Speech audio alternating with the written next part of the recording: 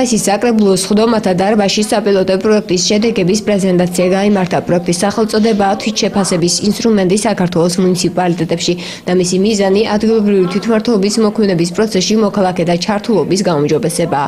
პროექტი 2016 წლის იანვრიდან ხორციელდება და 4 ეტაპს მოიცავს. პროექტის ფარგლებში ჯერჯერობით მხოლოდ 2 ეტაპის გავლა მოხდა, რომლის ფარგლებშიც 1500-მდე რესპონდენტი მომსახურების სფეროსთან დაკავშირებით გამოიკითხა.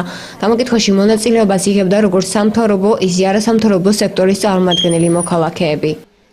ეს განხორციელება დაიწყო იანვრის ბოლოდან, მოიცავს 4 ეტაპს აღნიშნული პროექტი, ეს არის შიდა შეფასება, გარე შეფასება, ფოკუს ჯგუფები, უკვე საკითხების ანალიზისთვის და მესამე ეს არის უკვე შედეგები და ანალიზი. ანუ როგორც მოგახსენეთ 4 ეტაპს მოიცავს ჯერჯერობით ქუთაისის მუნიციპალიტეტის მერიაში 2 ეტაპის განხორციელება მოხერხდა და დღევანდელი პრეზენტაცია იყო სწორედ ამ 2 განვლილი ეტაპის შედეგების ჩვენება. ზოგადად ინიციატივასთან დაკავშირებით, რა თქმა უნდა, მისასალმებელია, აღინიშნა, რომ ეს არის საპილოტო პროექტი.